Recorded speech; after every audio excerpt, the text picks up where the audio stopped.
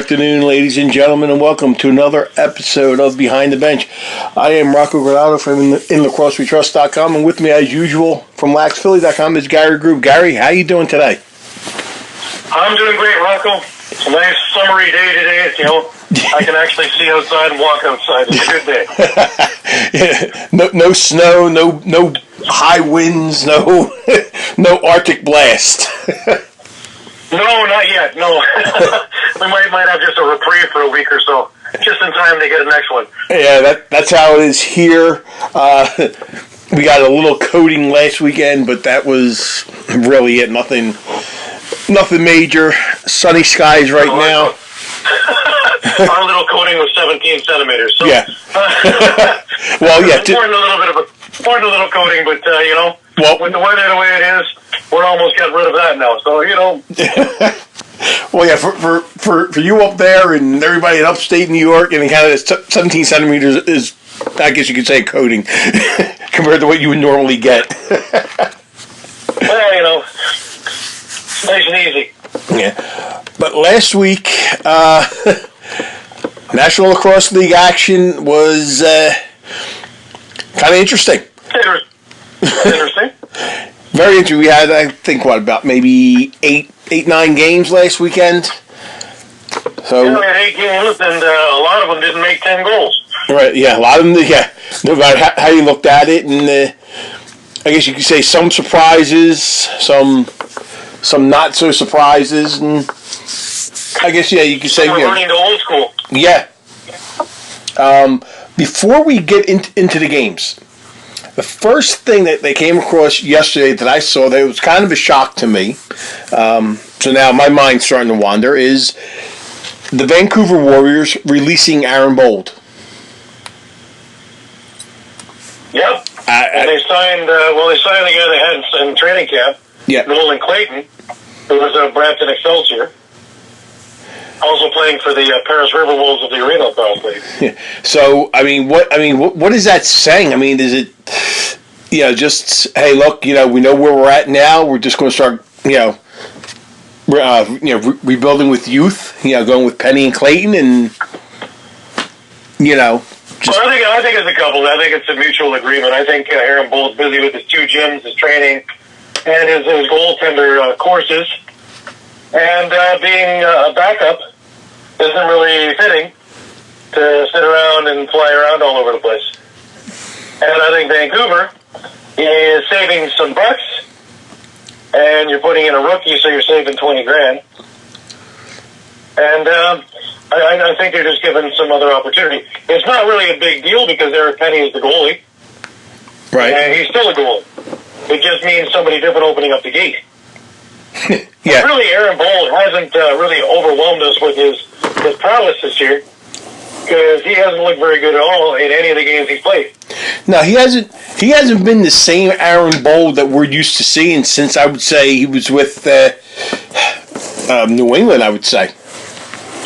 Well, I would go even further than that, is that the Aaron Bold we're seeing here and in New England is the same Aaron Bold I was watching in Rochester before he hit on with Edmonton/Saskatchewan.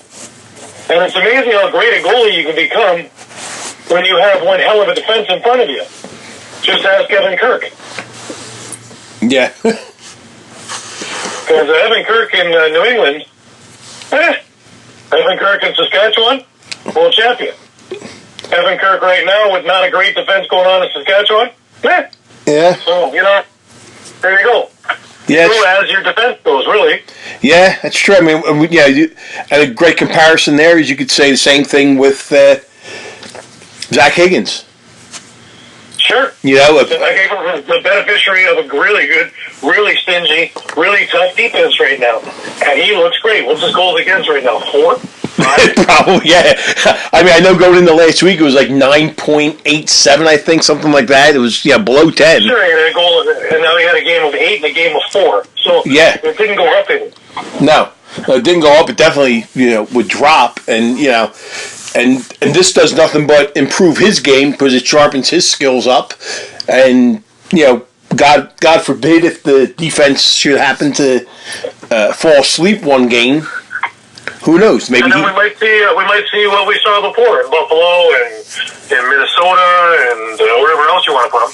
Yeah, but I mean, it may be, where he ends up pulling the defense out. He may be saving the defense. Mm-hmm. So who knows what's going to happen there? But I'm kind of thinking, where would Aaron Bold go if he still wants to play? If he still, Well, let's make it easier. Where wouldn't he go? And that's anywhere east.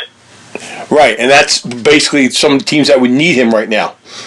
Unless, right. So you can rule out that because if he's not traveling to Vancouver, he's certainly not traveling to Halifax. He's certainly not traveling to Toronto or New York. He's certainly not traveling to Rochester. He's certainly not traveling to Philadelphia. He's certainly not traveling to Georgia. He can go on, right? Yeah.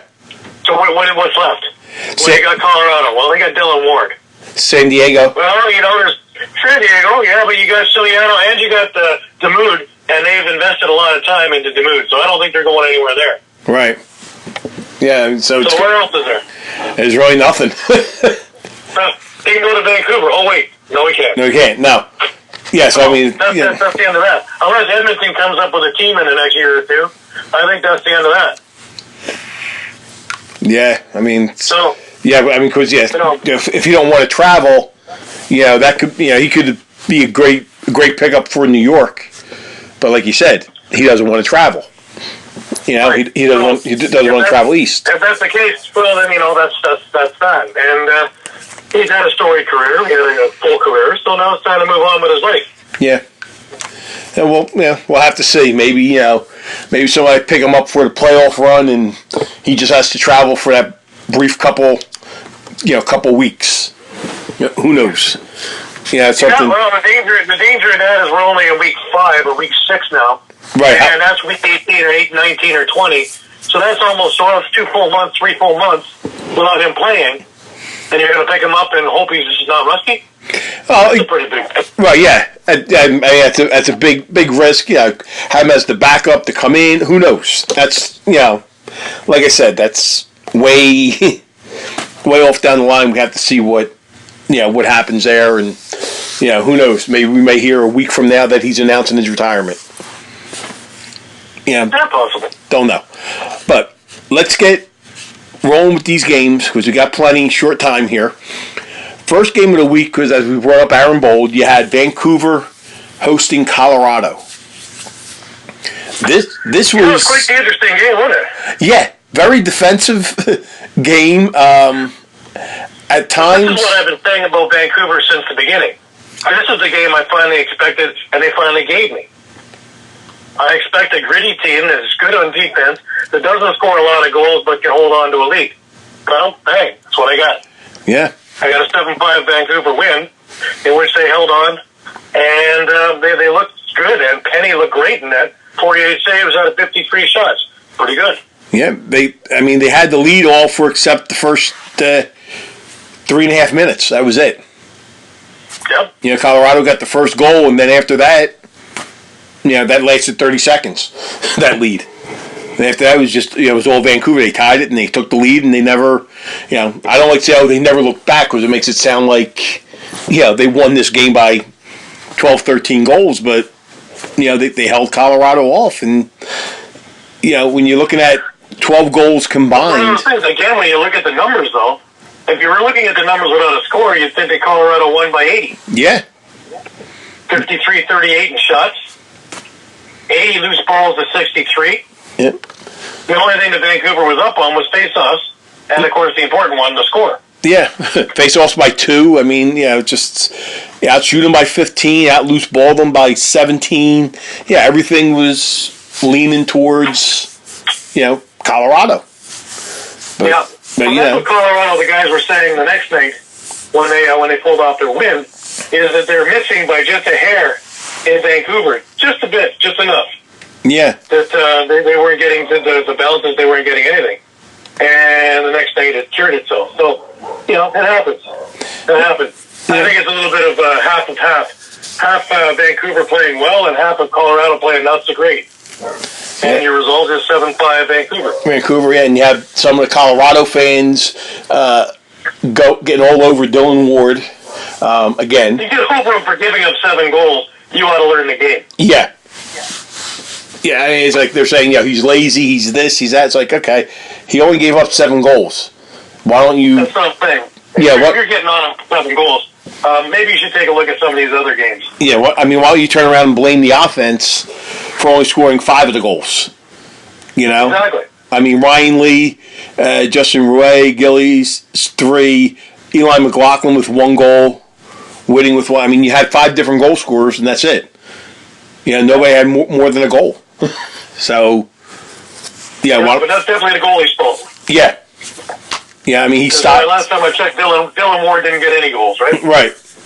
I mean, so it must be his fault. He did get an assist, though. Good point. Go on. And then, of course, on the other side, Eric Penny only letting up 5 goals in what was a big turnaround game for him, considering that him and Aaron Bold flip-flopped in Philly, combining to let up 18 goals. So his game was big time on there. And you had McBride with 2 and Mitch Jones with 2, and then Keegan Ball, Riley Lowen, Claire. You had a little bit of a mixture there, but the ones who should be scoring the goals were doing that. So this was, this was a game that Vancouver needed, early in the season, divisional game. So this kind of kept them in the early going, this wild card picture right now. And like I said, and in this playoff setup, you can't get too far behind. No, especially with this being a division game as well.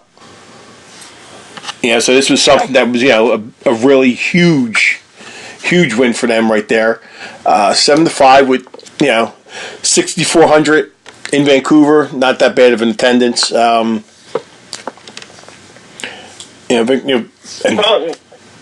keep winning, that's going to go up. Yeah, and then that's the thing. Even if they lose, as long as they're showing effort out there, people aren't going to want to go and watch a team that's just rolling over and playing dead. If they're seeing a team that's laying it out all on the floor, night in, night out, or week in, week out, I should say, then you're going to get the people coming back and wanting to see more. Now, next game we had was almost a similar score. Halifax at San Diego. 8-5 Halifax. I thought this would have been a much more high-scoring game. Considering with Halifax's offense and the way San Diego has been playing as of late, but I don't know if I want to chalk this up to San Diego's offense or San Diego's defense playing well, or just Halifax playing too stupid, I'll say. Because I think it's a little bit of both, because Halifax only got 41 shots on net. Yeah, and they had the first 5 penalties of the game. And Withers, he had a pretty good night at the face-off, you think? Just a little bit. 15 or 17? 15 or 17, yeah. Okay. Yeah, just a bit. Yeah, he didn't do too bad. But I mean, when you play, when you're playing shorthanded, for 10 minutes out of the first 34 or 35 minutes almost, it's kind of. I guess you could say it'll take a lot out of your offense. Well, a lot of your offense doesn't get to see the floor. Right. Because if they're not on the penalty killing unit, they're not going to see a thing. No. So you're killing yourself.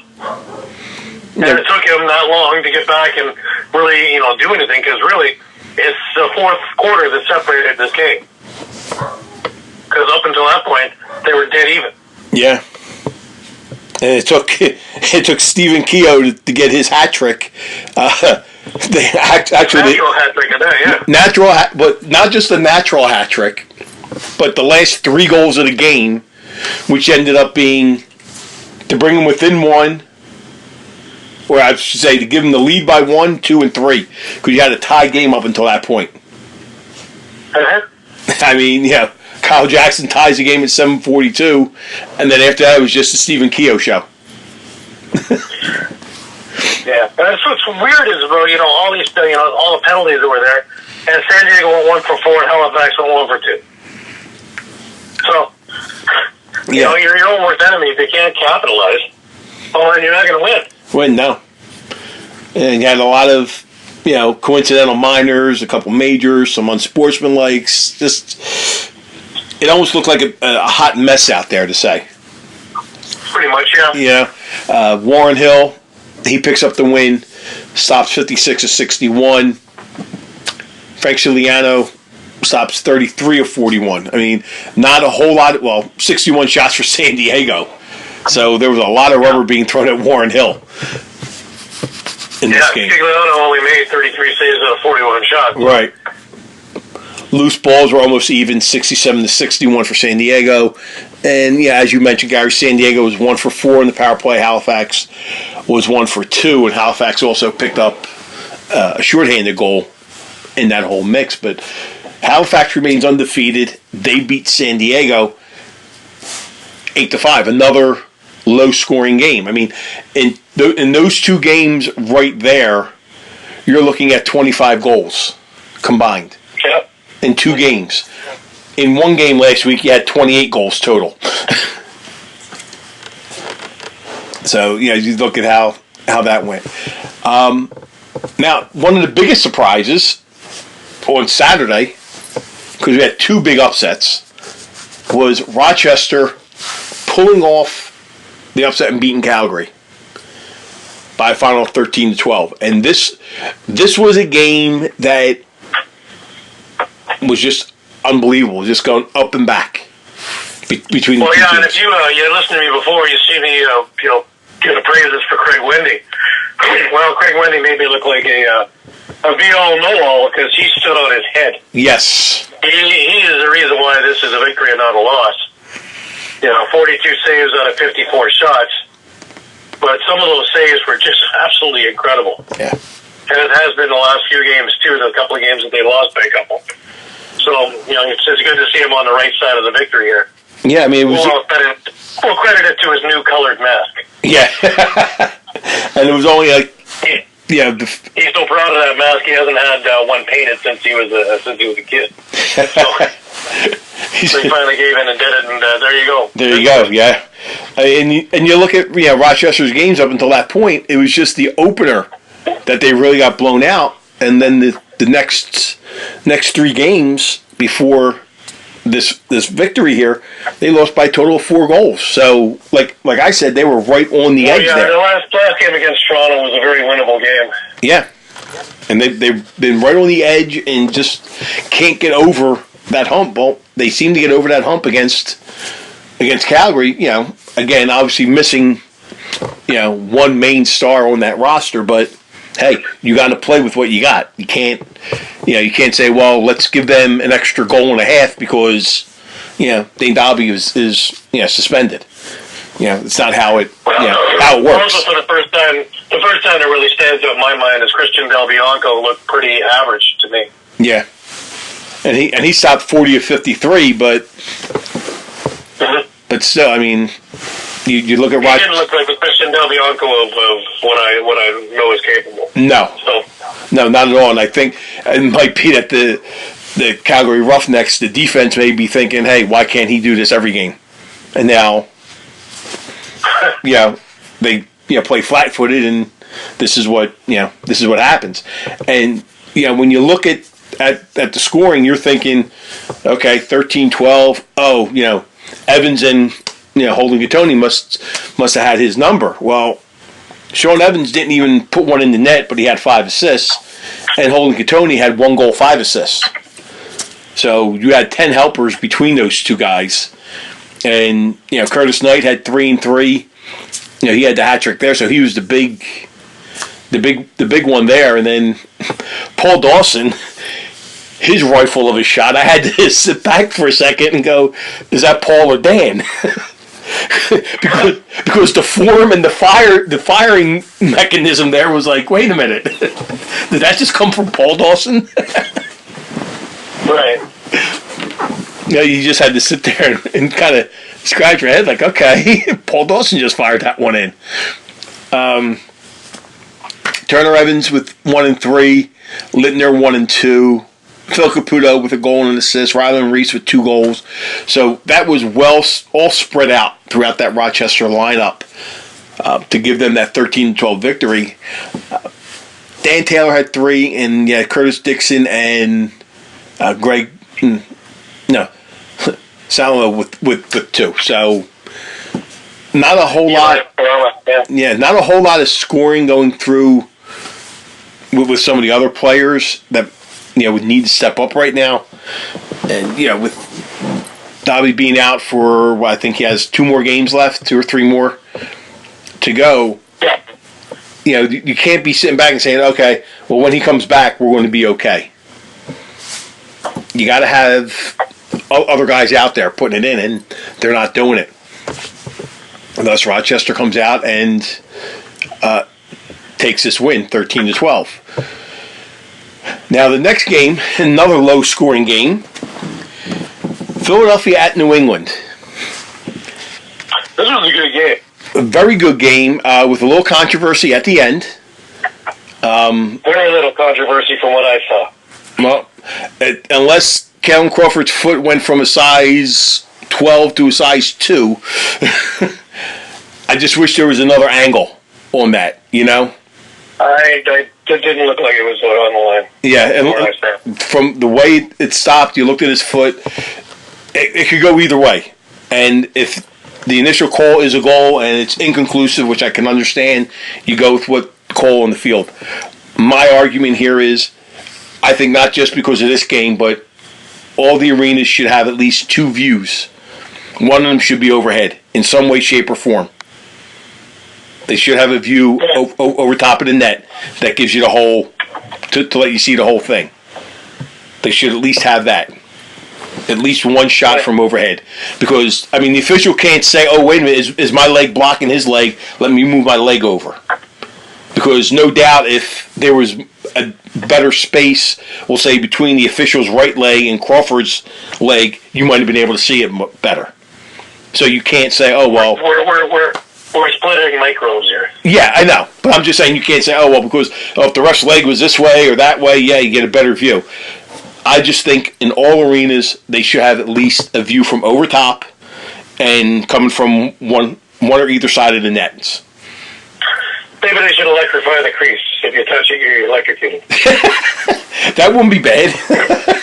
No, but I'm just saying, I don't care if this could have been Toronto Buffalo, for all I care. Okay, in any of the games, even when I'm watching some of the games, and I see that the game could just be 3 minutes in, and they're making a review call on it. And you're like, wow, I wish they could have had a better angle on it. Better view of the video. And it's like, why don't they have a shot from overhead or a shot from the other side? From the other side of the crease to look into. They just have that one view.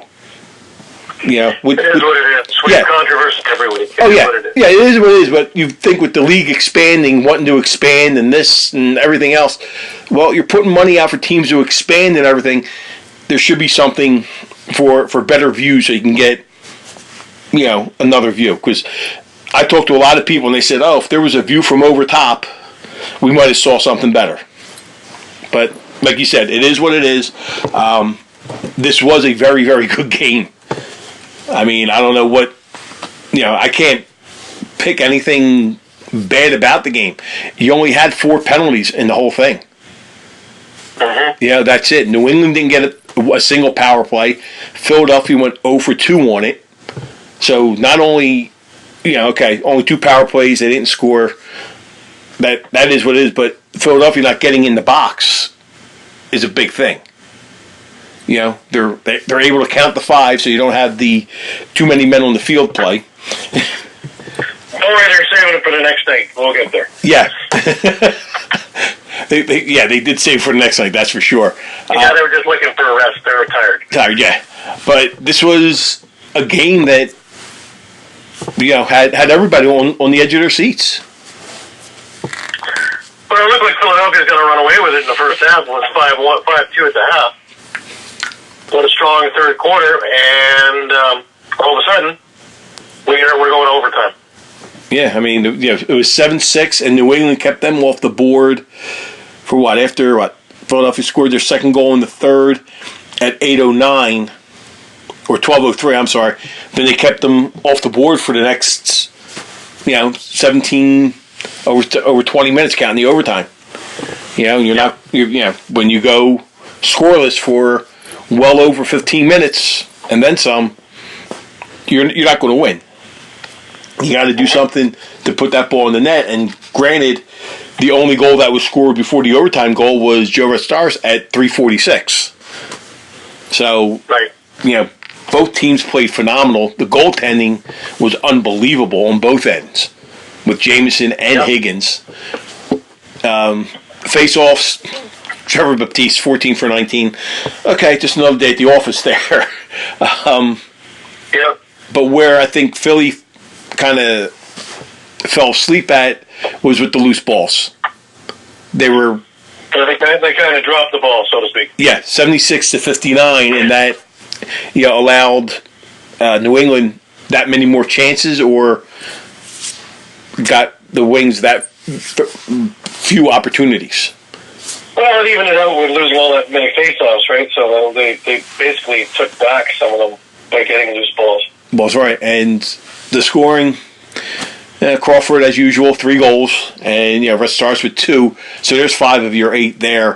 On the Philly side, I can't say this enough. You can't rely on 1 or 2 people and expect to win.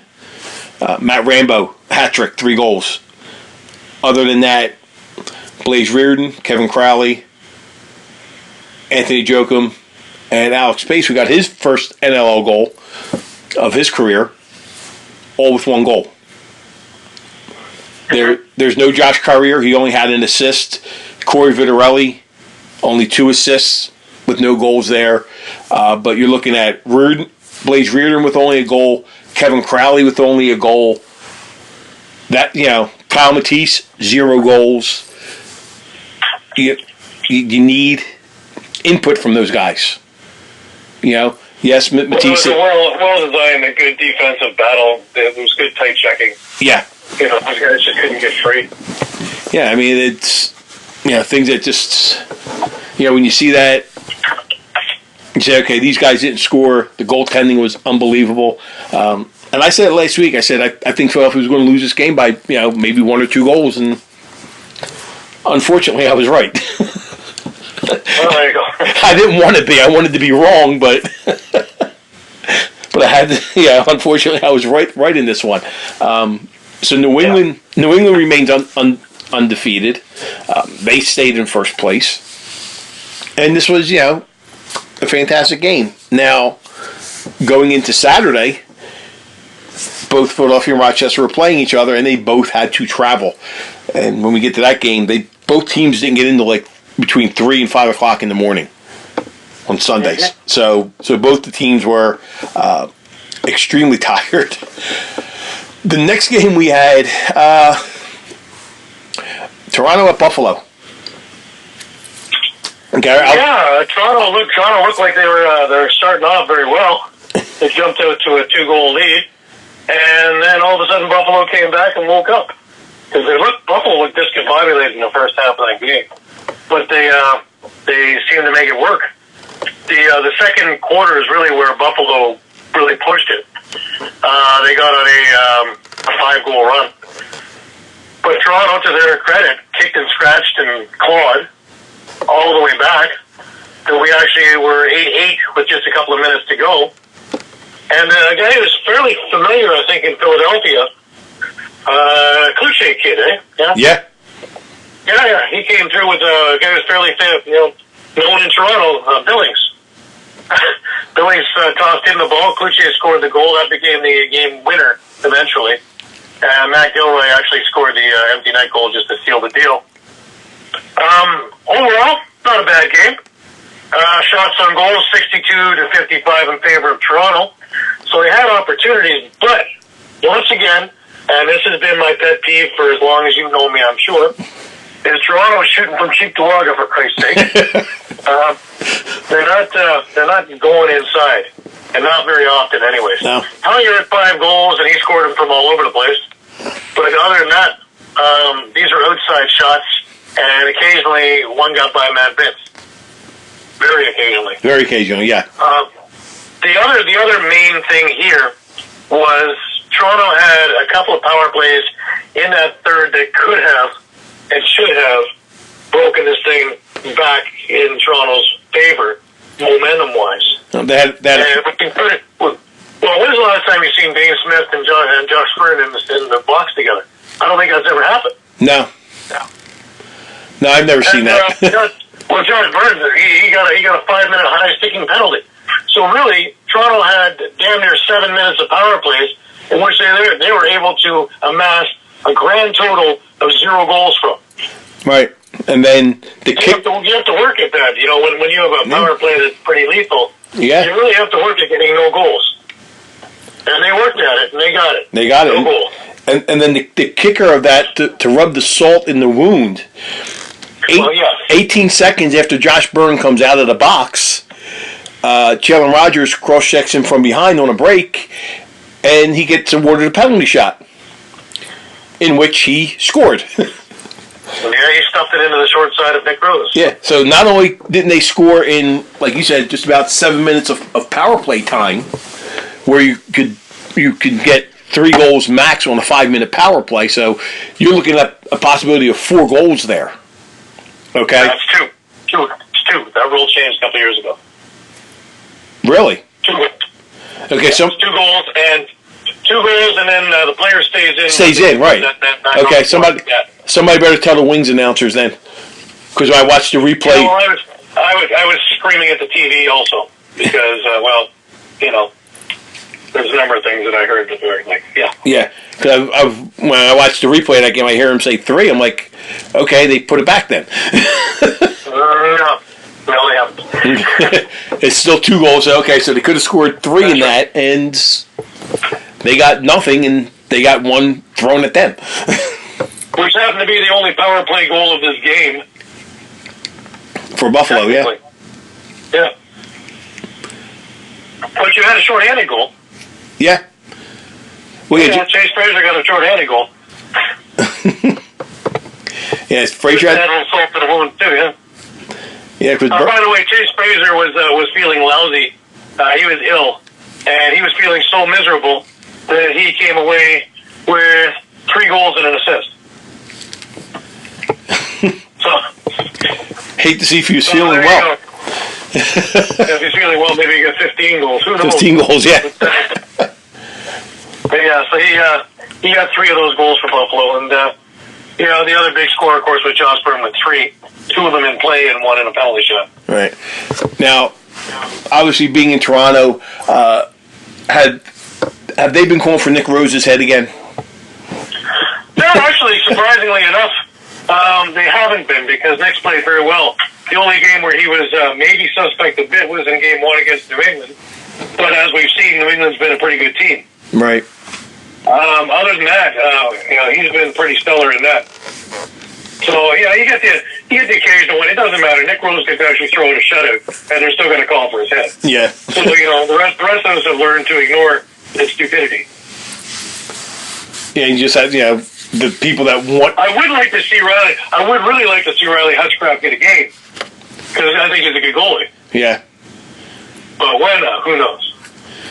Yeah, maybe when I don't know, when they play a team like maybe the Riptide or something, maybe he'll get some time in there, depending on the severity of the game, or who knows. You have to see what happens. But if Rosie's playing great, you got to stay with the hot goaltender. You can't sit him down.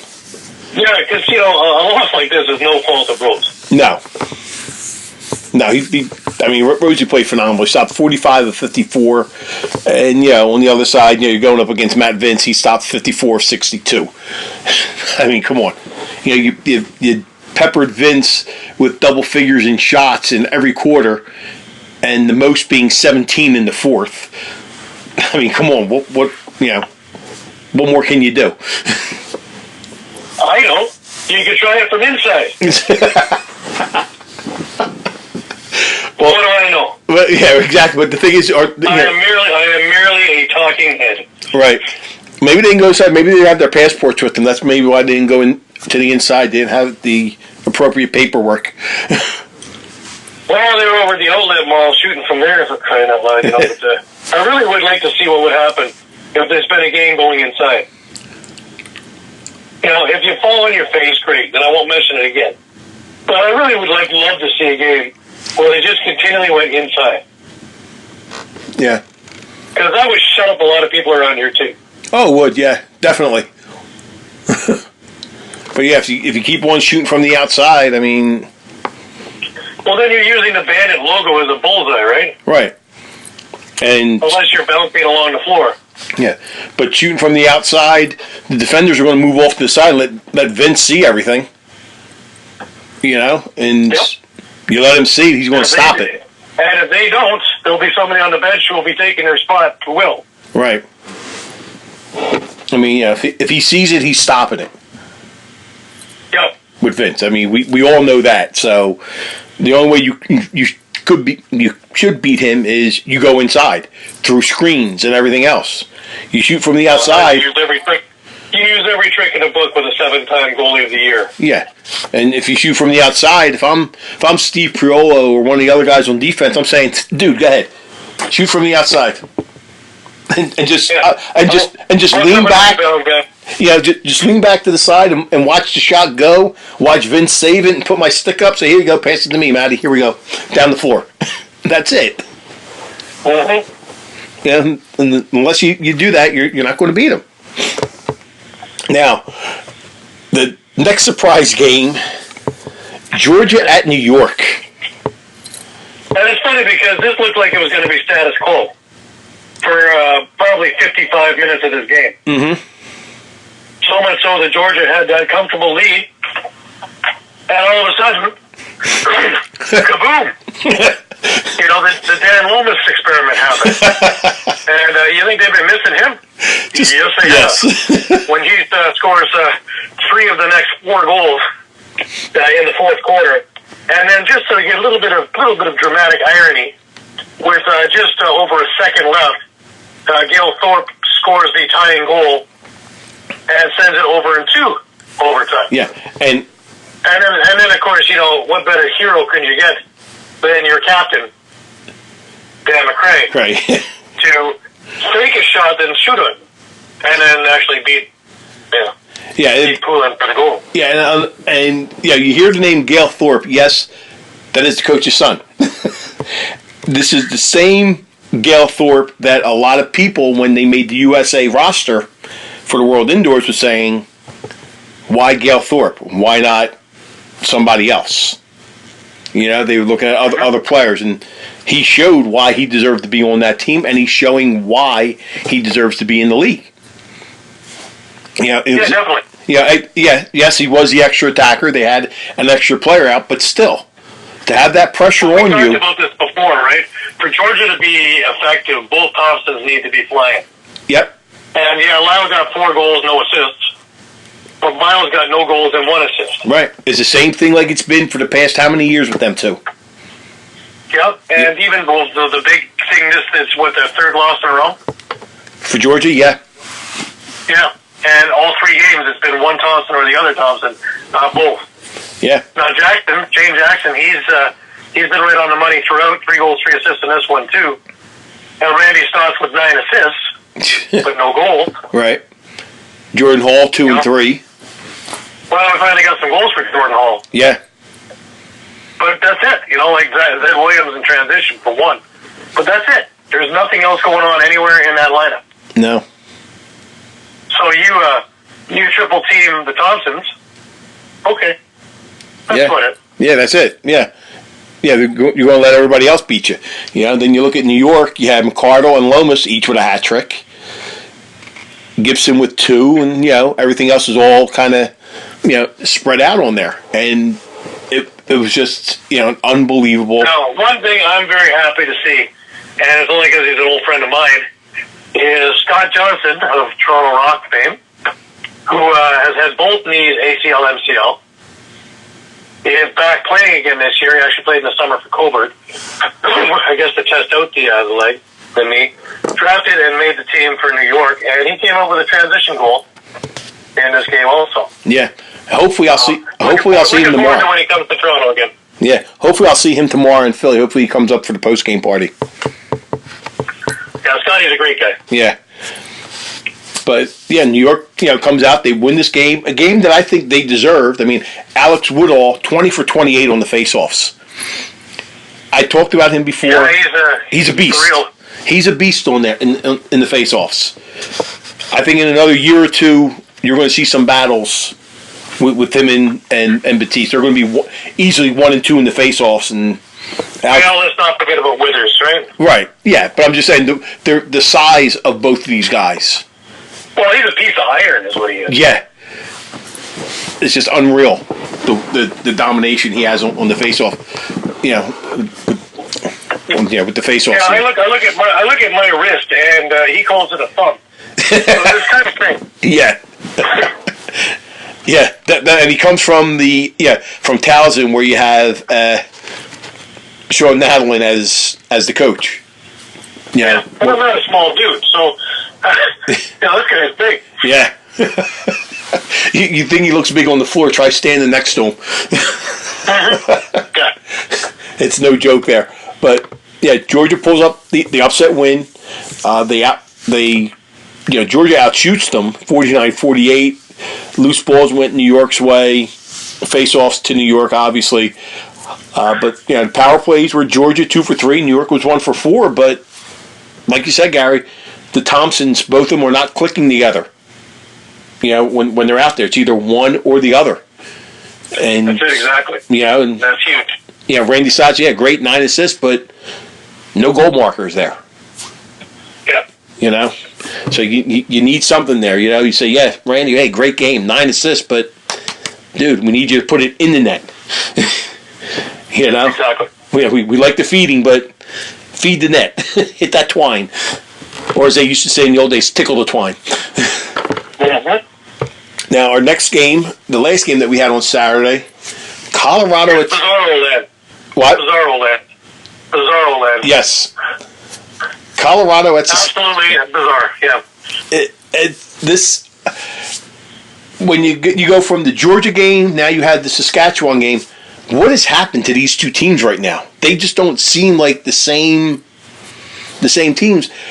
Colorado doubled them up. It's strange, isn't it? Yeah. It's strange. Saskatchewan jumps out to a 3-0 lead. Basically 5 minutes into the game, you think, okay, the old Saskatchewan's back. And from that point on, for the next 55 minutes, they get outscored 12-3. That's retarded. Yeah. Where did the offense go? There's not much changed. Where did it go? Yeah. Mark Matthews, big quarterback, goal 2 assists. Robert Church, leader of the offense, no goals, 2 assists. Yeah. Brian Keenan, coach's son, 1 goal. Yeah, Shatler had McIntyre, leader of the offense, 2 goals, 1 assist. Shatler, 2 goals. 2 goals, yeah. So nobody is wowing us with their prowess here. No. Evan Kirk, I took some shots at him earlier, but he had 47 shots. He did pretty good. Yeah. Well, the fourth quarter, he saved six of the 9. So I mean, that's the shot selection for Colorado was good there. That final quarter, but they just doubled them up 12-6. They just said, okay, let's flip the switch and do what we have to do. And they played the night before. Well, getting a 6-goal run never hurt, right? No, you had what? They had 1, 2, 3, a 6-goal run, and then after Saskatchewan stopped that, they said, okay, let's pop in 4 more. 11 goals, yeah? Yeah, 10 of the next 11. Goals is, that'll break a game pretty wide open. Yeah. But it's also, is what I said earlier, is these guys in interviews after the game were saying that the game in Vancouver, they were just a hair off, they're just a little bit out of sorts, and in this game, those were, instead of it firing into the corner, it fired into the corner of the net. Right. So, the difference is an eyelash. Literally that little for it to be successful or unsuccessful. We witnessed the be all to both sides back-to-back nights. Yeah. Well, here's the. I'm a little bit. I'm still perplexed about. I expect to see Saskatchewan making some moves in the next week or so, since they're on a 2-week bye. I don't think this is going to sit well, and I don't think this is going to sit. No. So. No, heads are going to roll. Because that place was full to start the game, and damn, you could shoot a cannon in there without hitting anybody midway through the fourth. Yeah.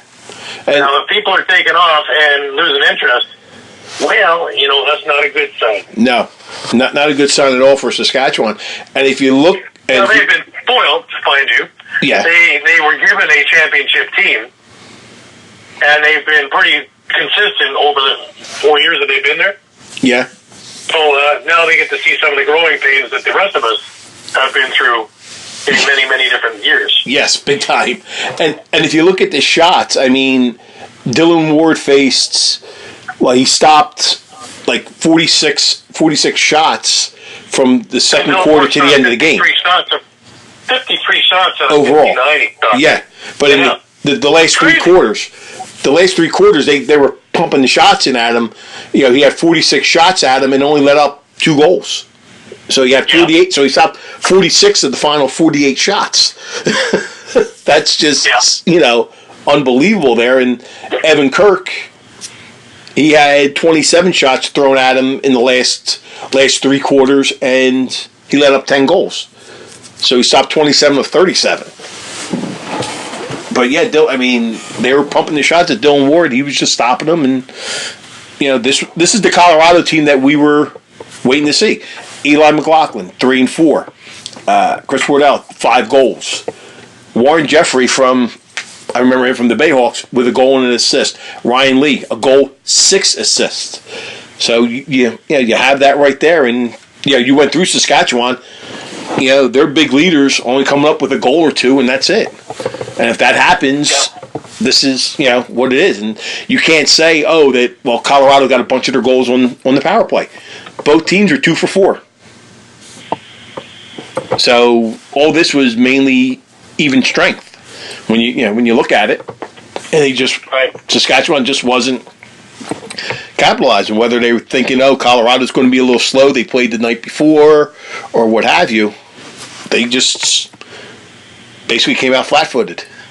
And the 12,542 that were there went home kind of pissed, if you ask me. Yes, they did. Now, the last game of the night, when you look at the score... Well, we're now into Sunday, right? Yeah. When you look on the score sheet, and when you see the penalty side double the size of the scores... Well... This tells you... It was an interesting fourth quarter. Yes. Very, very interesting at that.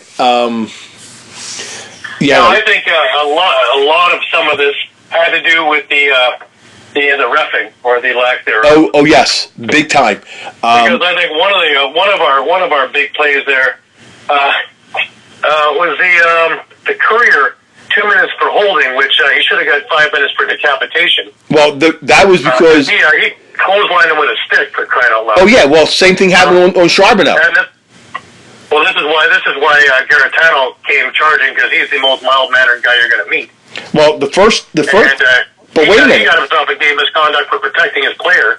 Because didn't Courier go back and stand over top? Yeah, he stood over. Say a few words. Yeah. Well, Whitty got the unsportsmanlike and the misconduct. Well, imagine that. Well, he basically stood over him and said, "There's 2 minutes for you," because that's what the guy got when he grabbed Charbonneau from around the neck. That's what that was. But the whole thing is retarded. Yeah. Well, the officials lost control of this game. If they would have lost control of it, this was right away. That alone. I'm hoping the league comes up with a few. One for the Charbonneau thing. Yeah. One for this thing. Yeah. And if they would have called the 5 the first time when Charbonneau got hogtied around the neck, I don't think that would have happened, because that's all that was. That was a retaliation one. There was a chance to do it, and they did it. and that's what that was. But the whole But it was 6 minutes. 6 minutes later, for crying out loud, yeah. I mean, it just can't. And then there's a problem there too. Yeah. But it's just all this just came out, and you had a bunch of dead ball fouls. At the end of the first quarter. So you had 1, 2, 3, 4, 5, 6 dead ball fouls as the first quarter got over. Well, you knew things were going to blow up then, and these guys certainly couldn't figure it out either.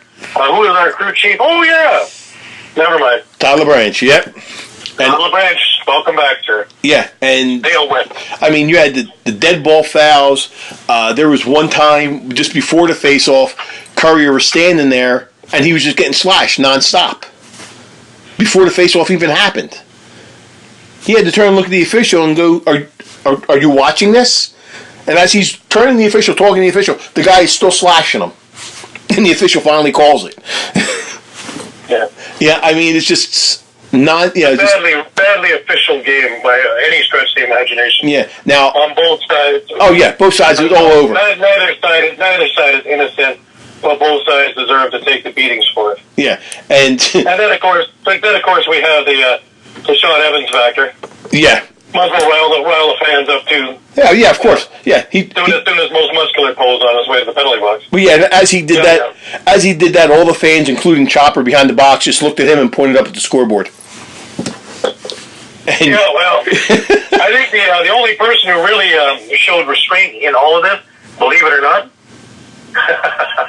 Paul Dawson.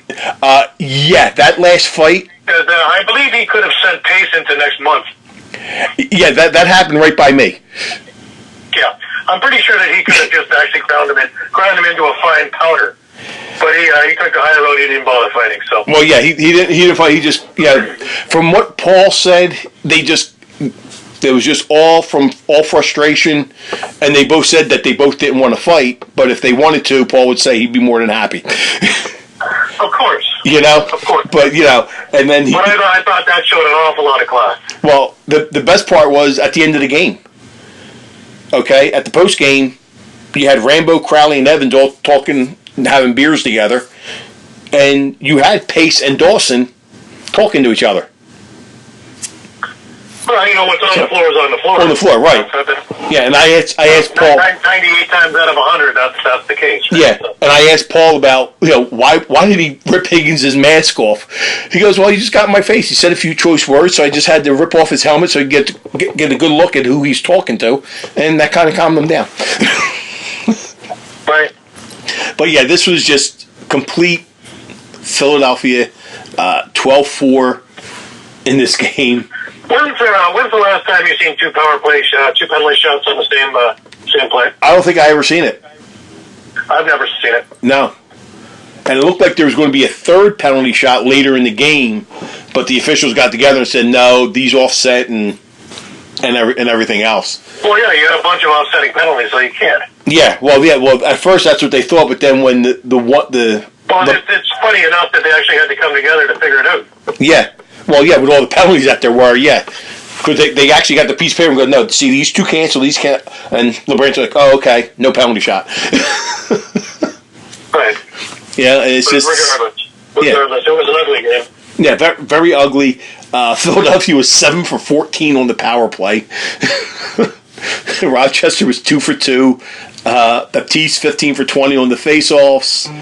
80 to 50 in loose balls, 66 to 45 in shots.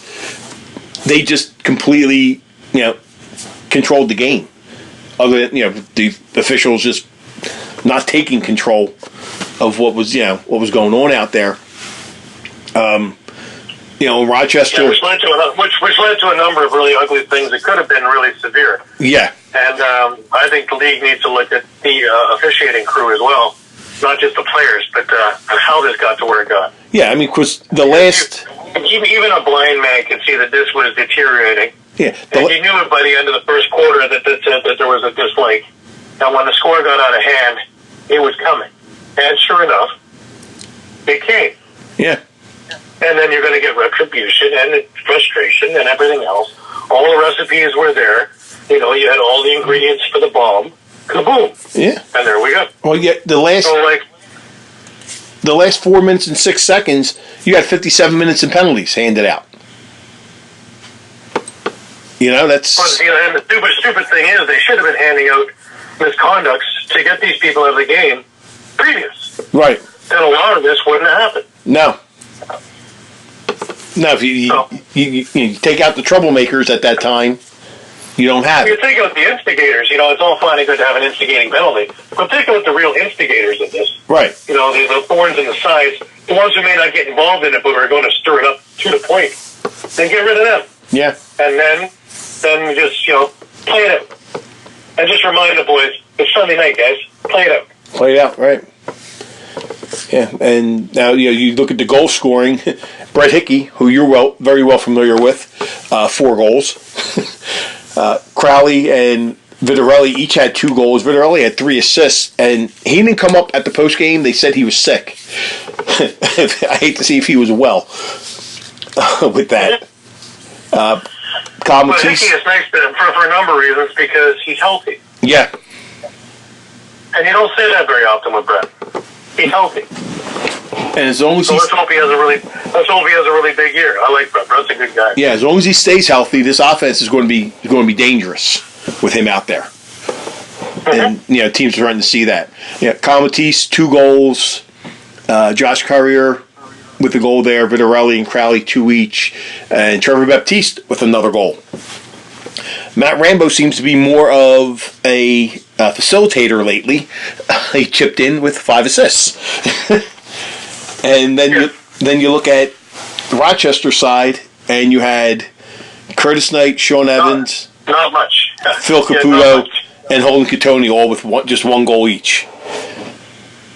And other than that, that's Zach Higgins on his game, of course, only allowing 4 goals, and Steve Fryer, who played the first 55 minutes, stopped 51 of 63 shots. He got the loss. And Hartley, who came in, stopped all 3 of the shots he faced. But obviously by that point, the game, he didn't even make the trip. So yeah, the game was already over. So and people in the stands were asking, "Oh, how come he's not here?" Well, he might have had his job, because they weren't leaving until Monday morning, Rochester. And he's a mechanic, and Monday morning he's working. Yeah, so he's a mechanic in Kitchener, and he's at work. Yeah, so you look at that, and it's like, oh, okay, he didn't make the trip, and they have to worry about their actual jobs, and than this. So who knows, what's going to happen now. Especially because I think they were going to get fired to start anyways, because just have them open up and close the door. Why? Right.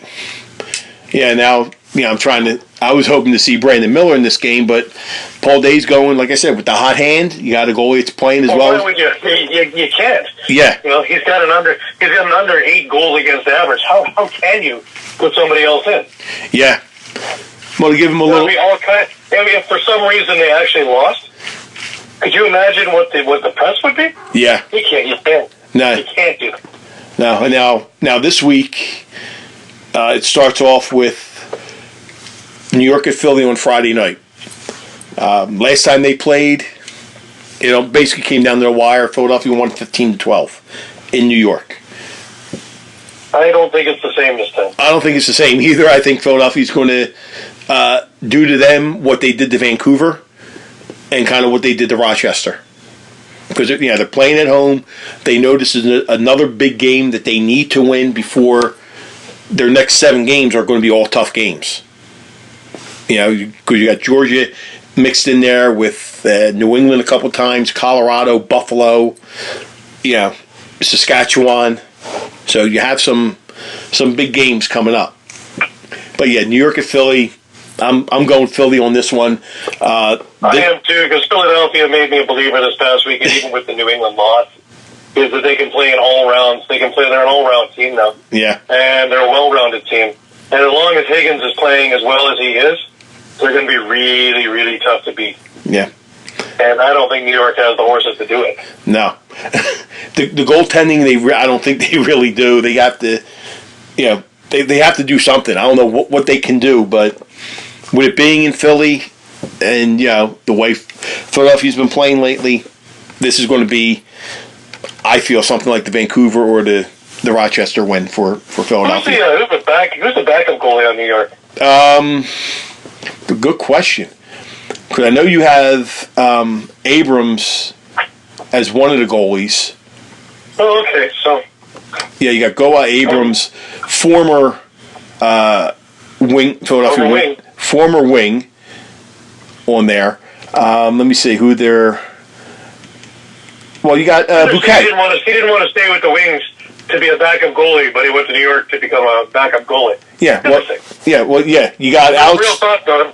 Real thought process in there. Yeah, you got Alex Bouquet and then Abrams, but also on their pup list, you got Agnes Goodleaf. Yeah, Agnes is dealing with still some stuff from the summer, I believe. Yeah.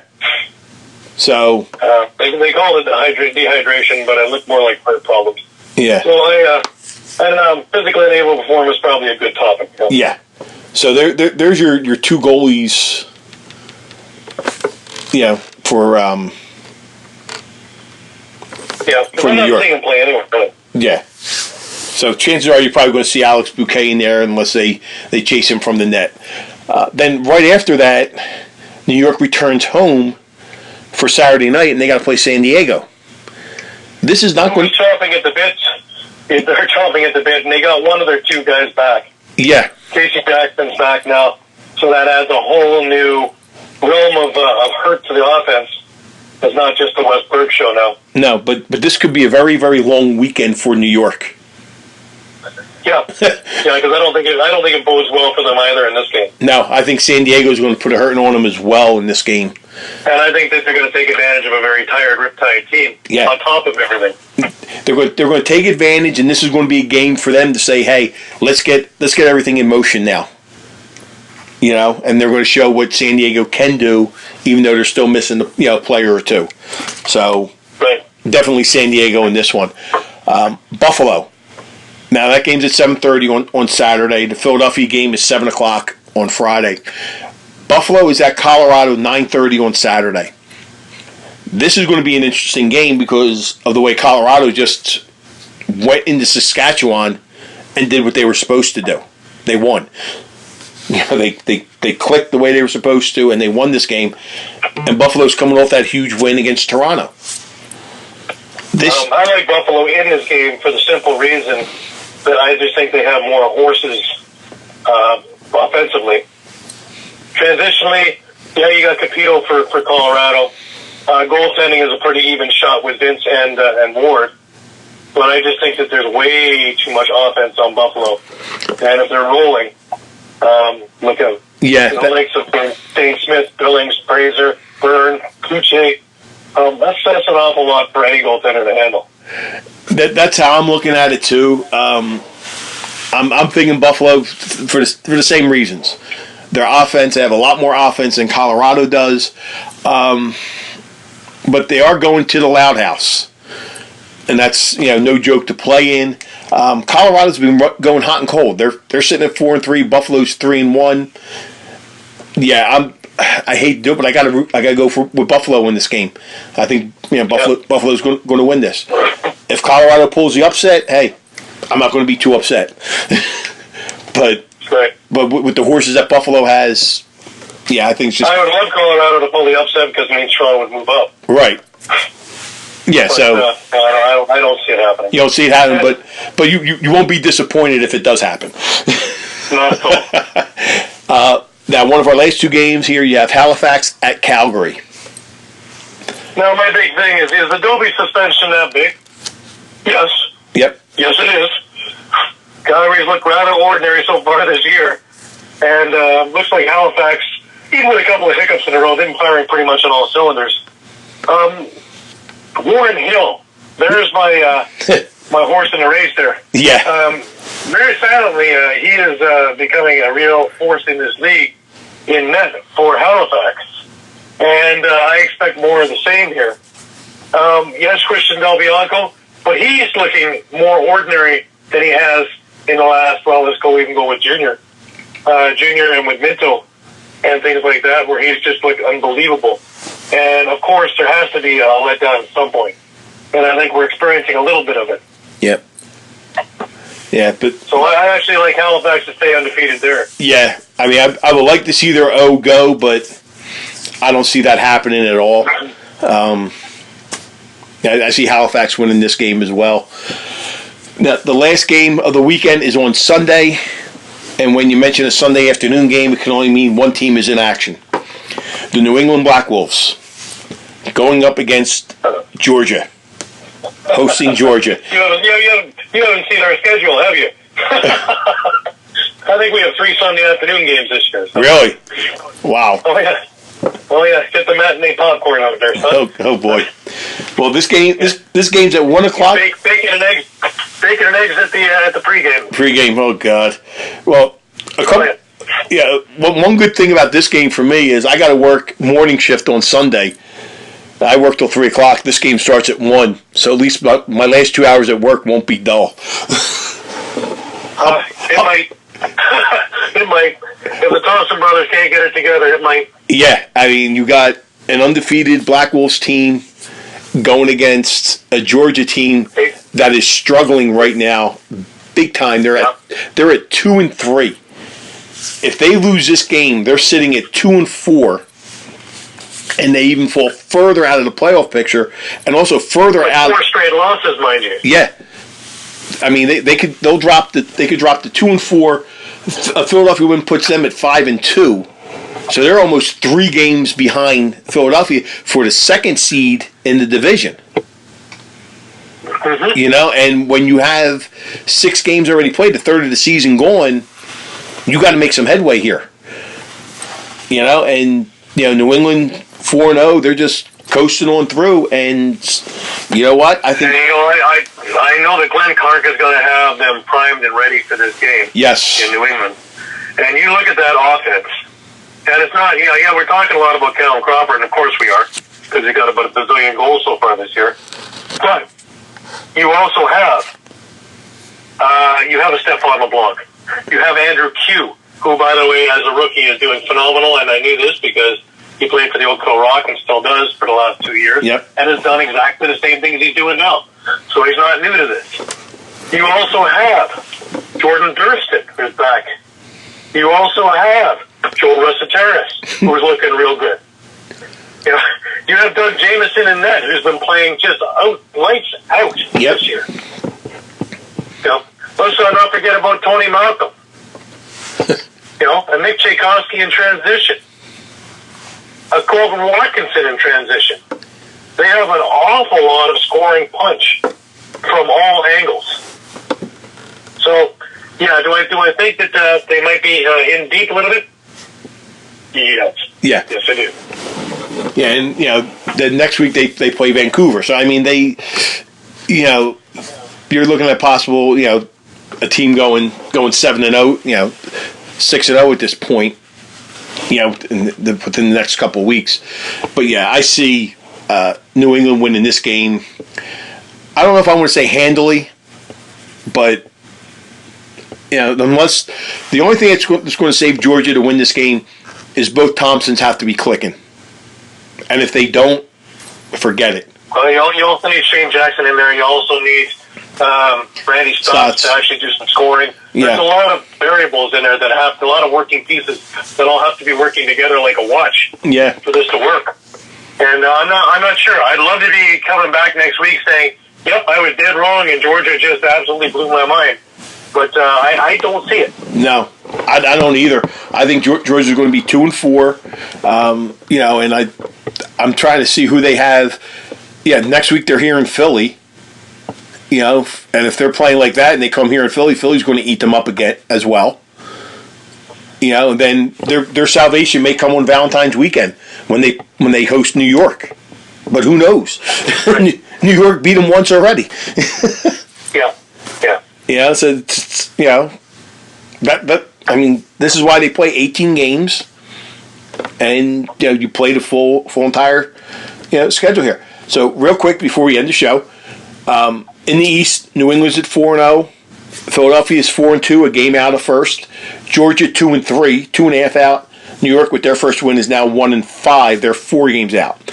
In the North, Halifax 5-0, Buffalo 3-1, Toronto 3-2, Rochester is 1-5, and in the West, Saskatchewan's 3-2, Colorado 4-3. They've played 7 games already.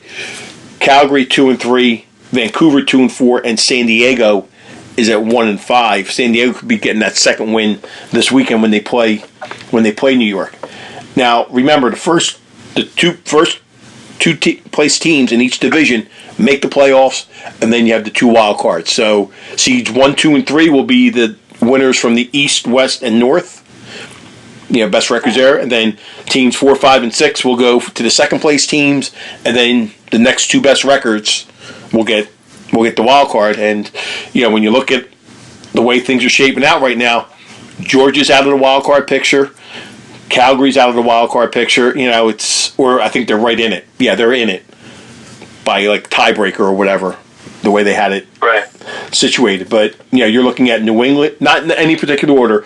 New England, Philadelphia, Halifax, Buffalo, Saskatchewan, Colorado, and then you go Toronto and Georgia. That's the order right now. And Calgary's on the outside looking in because of tiebreakers and all that. But this is only 5 games in, so. But that's how. A long way to go. Yeah. A lot of turns and twists happen. Oh yeah, very long way to go. But for some of these teams, they got to get the ball rolling now, because Gary, we both know, we've seen this a lot of times with both our home teams. If they start getting in a rut where they keep on playing like this, it kind of just trickles right downhill, and it picks up speed. Yeah. And there's no way of getting off that bumpy ride. You want to fix those wheels. If the wheels aren't running right, you want to grease them up. You want to put the air in the tire. You want a nice smooth ride through this season. You don't want a bumpy ride. Yeah. You don't want to fight and claw your way into the playoffs and just get in, and then you get blasted in the first round. You want to have a good season. The air goes out of these tires, and you don't fix it right away. You don't fix the problem. We all know what can happen. It's a train wreck. Yeah, for sure. Train wreck. Just waiting to happen. So there you have it. There's the schedules. Obviously, Gary, we agree on all the games this week, and hopefully it all comes true. Hopefully I'm sitting in Philadelphia again, watching another game and sitting back, relaxing, having a nice laughter, because we haven't had too many of those lately.